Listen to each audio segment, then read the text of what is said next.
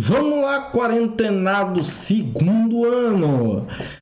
Então vamos dar continuidade aos nossos estudos aí de física térmica, mas antes de iniciar a aula, eu queria que você fosse lá no canal TV Rosa de Saron, te inscrevesse, ligasse as notificações para estar aí recebendo os nossos vídeos, ok? Esse vídeo também ele vai ser postado no canal Professor Fábio Costa, ou Área de Quarentena, como temporariamente ele está sendo chamado.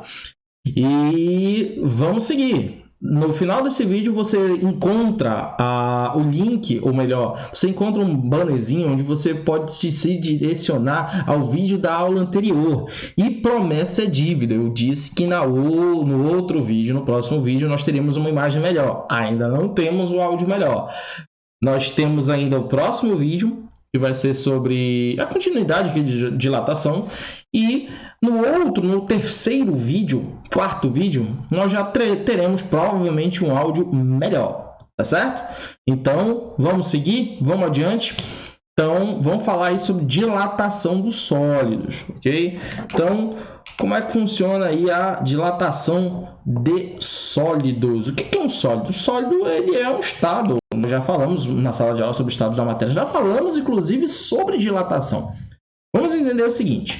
A matéria ela é constituída por átomos, certo? Esses átomos, existe uma força entre átomos, interatômica. Mas eu vou representar a nossa física, ela está representando a nível molecular, tudo bem? E aí o que acontece? Você tem aqui, ó, vamos lá, um exemplo de moléculas a uma baixa temperatura. Essas molas funcionam como se fosse a força intermolecular. Então, você consegue ver aqui molas, e aí o que acontece? Essas moléculas vibram, tudo bem? A qualquer temperatura elas vibram.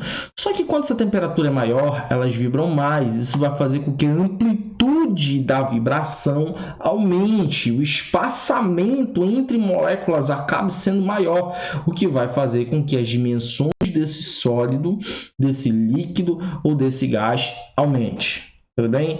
Vamos trabalhar primeiro com sólidos. Por quê? Porque sólidos podem ter uma, duas ou três dimensões, certo? Então, quanto maior a agitação, normalmente maior o comprimento, o volume ou a altura, enfim, maior vai ser a medida dimensional desse sólido.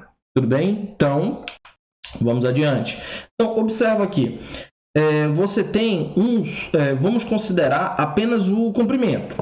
Esse comprimento aqui. Quando esse sólido aquecer, ele vai aumentar o seu comprimento. Então, eu tenho uma dilatação linear. Tudo bem? Dilatação linear, ΔL, é dado pela variação de comprimento. Mas eu posso obter isso matematicamente como? Eu vou mostrar daqui a pouco. Deixa eu passar outro vídeo melhor. Outro slide. A área é a variação da área e o volume é a variação do volume. Ou seja, ele aumenta a sua área lateral, ele aumenta o seu comprimento ou aresta e ele aumenta também o seu volume. Tudo ao mesmo tempo.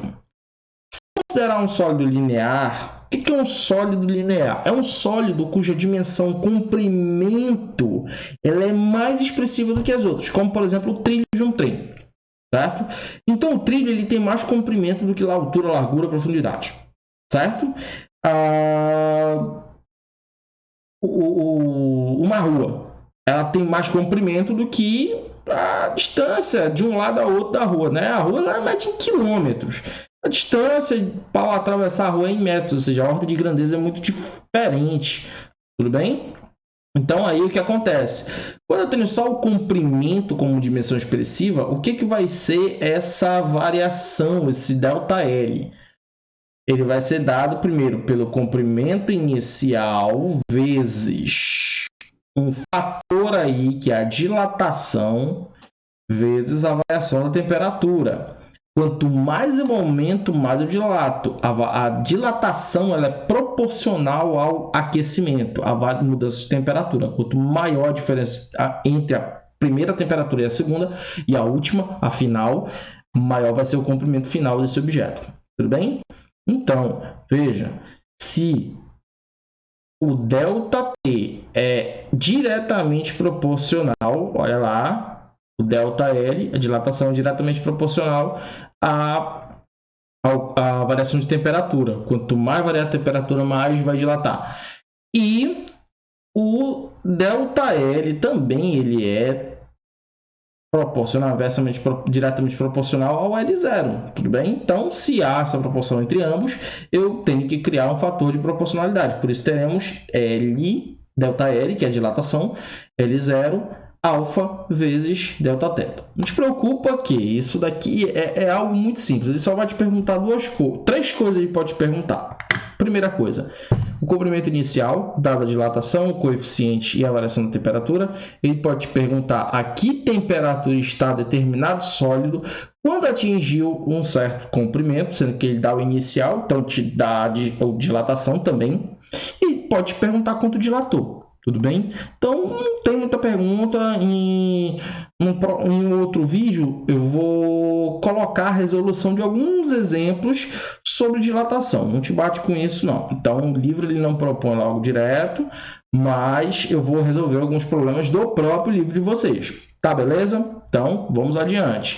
Então, segundo tipo de dilatação, acompanha aí, tu tens a dilatação de uma área.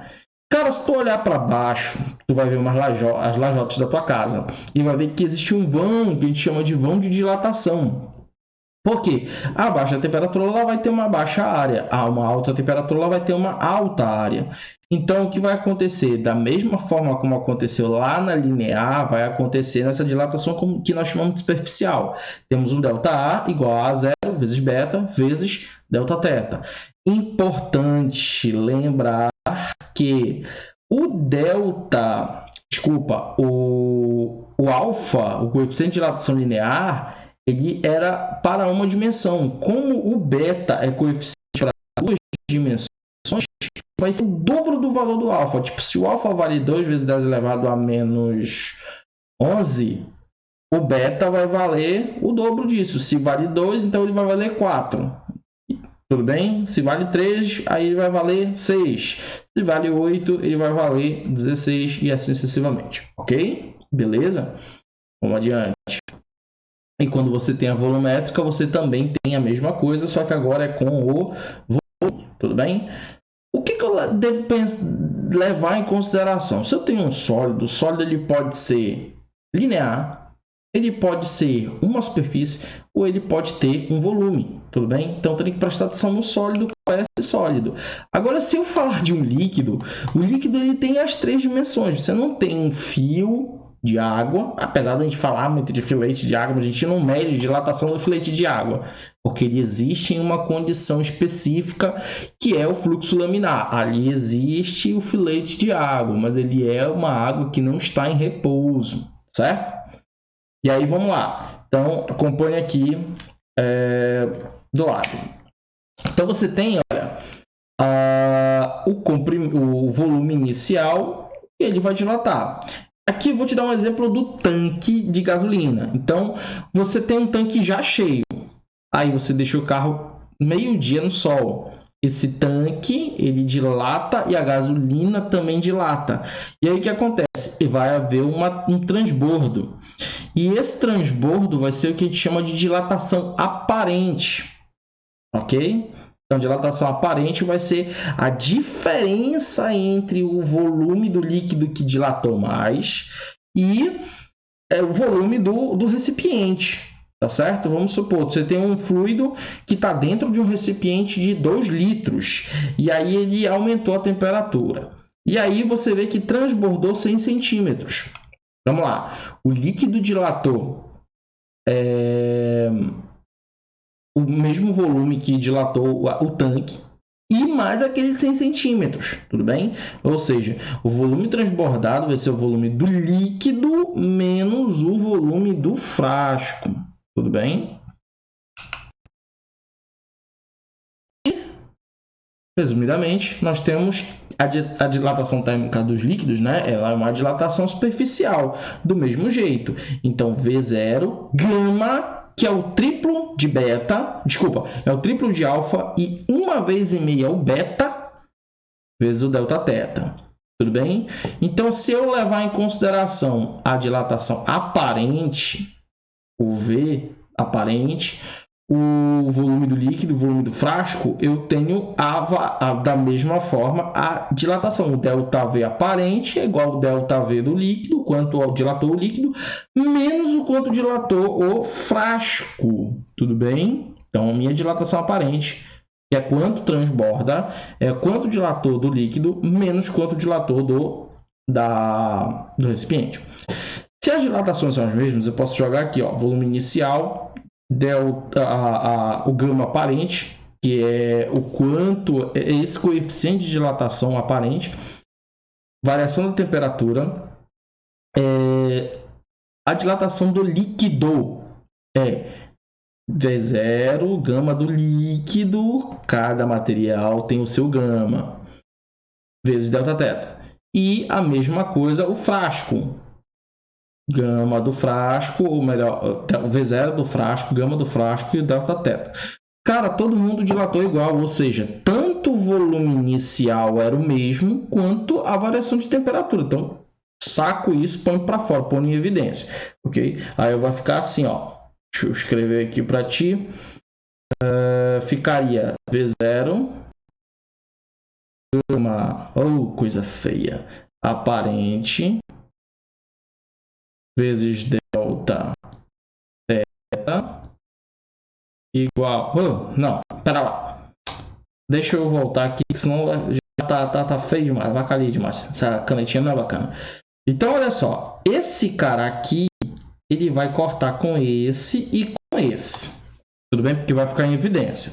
Esse cara aqui vai cortar com esse e com esse, porque vai ficar em evidência. E aí te sobra somente os gamas. O gama aparente é igual ao gama do líquido menos o gama do frasco. Tudo bem? Então, se eu pegar o quanto foi o coeficiente de dilatação do líquido e do frasco, eu também tenho o coeficiente de dilatação do aparente do líquido. Beleza? Tranquilo? Então, a gente encerra aqui. Eu sei que esse... talvez de todos os nossos vídeos segundo ano, esse foi o mais pesado, vamos dizer assim. É o mais técnico, sem tantas aplicações. No próximo vídeo, a gente já vai falar um pouco mais de aplicação de dilatação, tudo bem? Que a dilatação aluma lá da água e isso faz com que a vida seja preservada, tudo bem? Então, aqui você tem redes sociais para você tirar dúvida. Aqui embaixo você tem canal para você curtir. Em algum lugar desse vídeo aqui tem o link, o caminho para o vídeo anterior, tudo bem? Falando sobre as escalas termométricas, e não perde o próximo vídeo e nem as aulas do Zoom. No Zoom, todas as aulas têm frequência, nós não paramos, educação nunca para, tudo bem? E se puder, fique em casa, não tem por que estar andando aí na rua, beleza? Fim de papo, filhote.